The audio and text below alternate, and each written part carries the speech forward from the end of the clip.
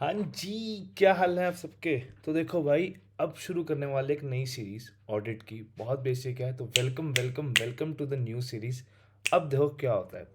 तुमको जो है हम एसेस कराएंगे याद के साथ, ठीक है। तो आज हम टारगेट करने वाले हैं एसए 800, ठीक है। एसए 800 को हम आज याद करेंगे, ठीक है। सबसे पहले देखते हैं एसए 800 का नाम क्या है। देखो भाई, एसए 800 इज स्पेशल कंसिडरेशंस, मतलब audit of financial statement prepared in accordance with special purpose framework. मतलब क्या है कि भाई एक स्पेशल पर्पस फ्रेमवर्क है, उसके लिए हमने बनाया। वो स्पेशल पर्पस फ्रेमवर्क क्या होता है, वो किसी के लिए भी हो सकता है, जस्ट इन केस वो लिमिटेड यूजर्स के लिए होता है, ठीक है। मतलब एक रेगुलेटर है, उसको चाहिए तो उसको हमारी जो है विथ एक स्पेसिफिक फॉर्मेट पे मेरे फाइनेंशियल्स चाहिए, तो मैं उसको वैसे बना के दूंगा, ठीक है। तो इसी के अराउंड एक ऐसे घूमता है, वो है ऐसे 800। पहले उसको क्लोज करते हैं, then we will move further. Okay, ओ भाई, एस से 800 एड्रेस क्या करता है भाई। देख, सीधी सी बात है, एस से 800 जो है एड्रेस करता है स्पेशल कंसिडरेशन जो कि रेलेवेंट होते हैं किस किस के लिए भाई। देख, एंगेजमेंट करना तो उसकी एक्सेप्टेंस, फिर उसकी प्लानिंग और परफॉर्मेंस, और last forming an opinion reporting on financial statement. Okay, पर हाँ, but not for the purpose expressing an opinion effectiveness of entities internal control. उसके लिए हम काम नहीं कर रहे भाई, ठीक है।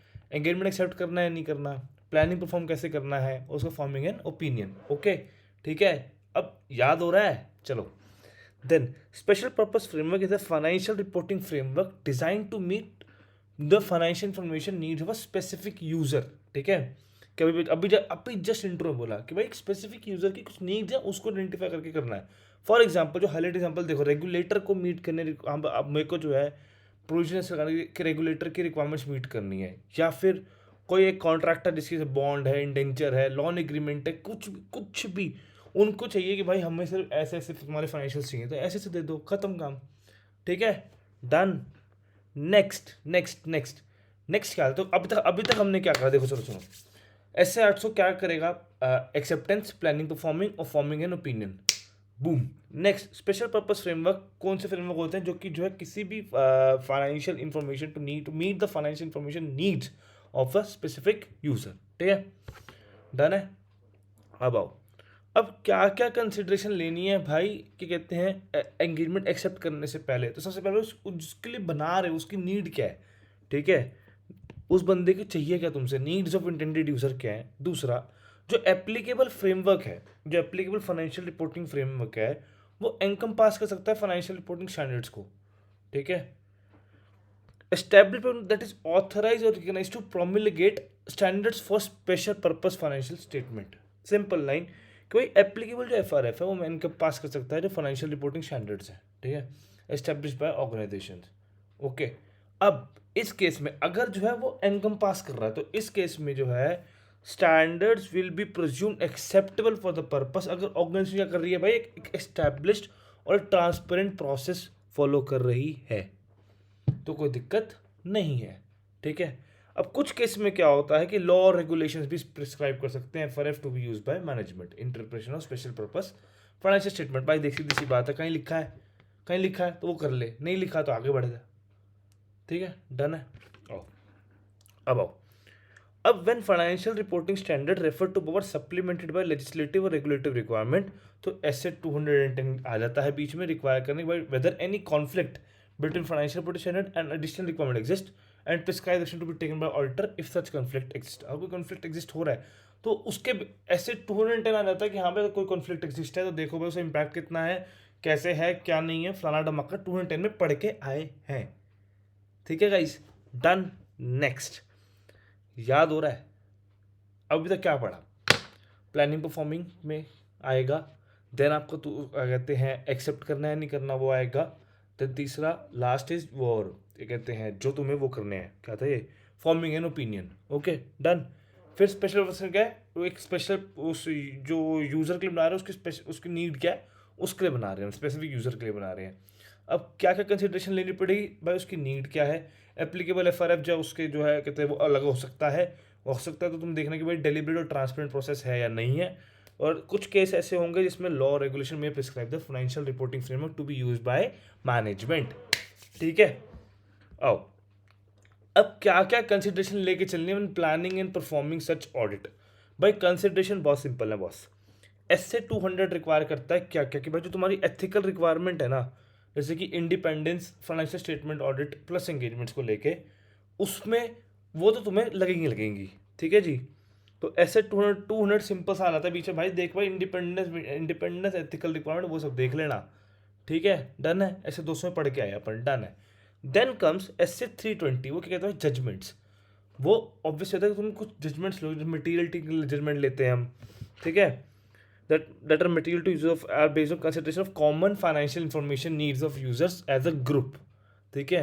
अब स्पेशल पर्पस में जो जजमेंट जो है वो based on consideration of financial needs of intended user. अब देखो समझाता हूँ, जो पहले 320 में तुमने निकाली होगी मटीरियलिटी, वो तुमने निकाली ग्रुप वाले के बेसिस पे, लेकिन ये स्पेशल पर्पस वाले हैं। स्पेशल पर्पस वाले क्या बनाना पड़ेगा तेरे को, स्पेशल पर्पस के लिए जो है तुझे उस हिसाब देखना पड़ेगा उसकी जो नीड्स है उसके हिसाब से क्या मटीरियल हो सकता है क्या नहीं हो सकता। वो कम भी सकती है, ज़्यादा भी सकती है, बट एवर द केस में भी। एसए 260 क्या होता है भाई, भाई सीधी सी बात है सुनो, एसए 260 कहता है भाई तुम्हें कम्युनिकेट करना 2 गवर्नेंस है, ठीक है। लेकिन जब ये इंटेंडेड यूजर वाली बात है, हो सकता है ना कुछ कुछ लिमिटेड यूजर इंक्लूड, तो उस हिसाब से हम ये कहते हैं दो चावित गवर्नेंस डिफरेंट हो सकती है, ठीक है। बाकी भी ओपिनियन और रिपोर्टिंग करना है ऐसे 700 दैट सेट खत्म, उसमें कुछ लफड़ा नहीं है। यहाँ तक याद हो गया।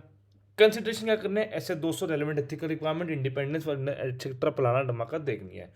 320 जजमेंट में मटीरियलिटी, जो मटीरियल जो है ग्रुप के लिए हो सकती है वो यहाँ पे जो है डिफरेंट हो सकती है। 2 चावित गवर्नेंस उसके लिए अलग होते हैं, यहाँ के लिए अलग हो सकते हैं, दैट्स इट खत्म।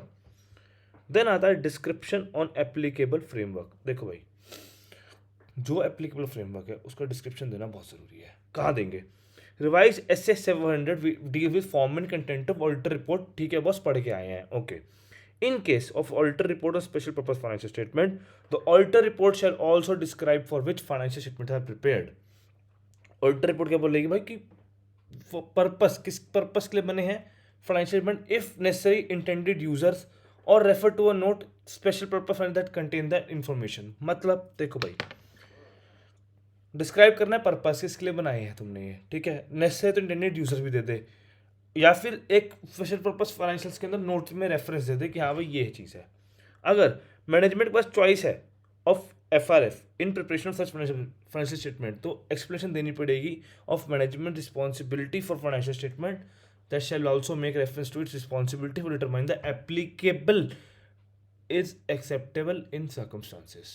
मतलब देखो अगर मैनेजमेंट के पास चॉइस थी फाइनेंशियल रिपोर्टिंग फ्रेमवर्क, मतलब कि law regulation compliant, law regulation वाली चीज़ नहीं लग रही, मैनेजमेंट के पास चॉइस थी, तो हमें जब वो भी एक एक्सप्लेनेशन देनी पड़ेगी कि भाई जो डिटरमाइन करना कि एप्लीकेबल है या नहीं है इन सर्कमस्टेंसेस, वो मैनेजमेंट की रिस्पॉन्सिबिलिटी थी, खत्म बात। अब अलर्ट करना रीडर्स को कि financial statement are prepared in accordance with special purpose framework. मतलब भाई हमें अलर्ट करना है, auditors alert user of auditor report that financial statement are prepared in accordance with special purpose framework and therefore may not be suitable for another purpose. वहाँ पे जो है readers को अलर्ट करना है, और सबसे मेजर चीज़ अलर्ट तो कर दिया, साथ में उसका जो रिस्ट्रिक्शन है ऑन डिस्ट्रीब्यूशन और यूज में वो भी ऑडिटर को देखना है कि auditor may approve to indicate that auditor's report is intended solely for specific users and depending on law regulation this may be achieved by restricting the distribution or use of auditors report। obvious बात है law regulation के ऊपर वो नहीं जाएगा, ठीक है। ऐसे 800 उम्मीद करता हूँ याद हो गया होगा। एक बार और ये वीडियो देख लेना, 8.5 मिनट में ख़त्म करी हमने चीज़, ठीक है। एक बार और वीडियो ढंग से देख लेना, तुम्हारा प्रॉपर ऐसे 800 तो हो जाएगा कंप्लीट इसके बाद, ठीक है। Okay bye bye. अगर वीडियो अच्छी लगी हो तो यार like share subscribe please please please please please. अब और ही ज़्यादा एनर्जी के साथ, बिकॉज हम प्रिपरेशन कर रहे थे अपनी, because based on the reviews जो हमें मिल रहे थे कि यार वीडियो में एनर्जी नहीं आ रही, फील नहीं आ रहा, ये नहीं आ रहा, वो नहीं आ रहा, तो लो अब हम ले आए हैं, ये लो पकड़ो। This is Rohan 2.0। See you all, do subscribe, do like and do share. Thank you, bye bye.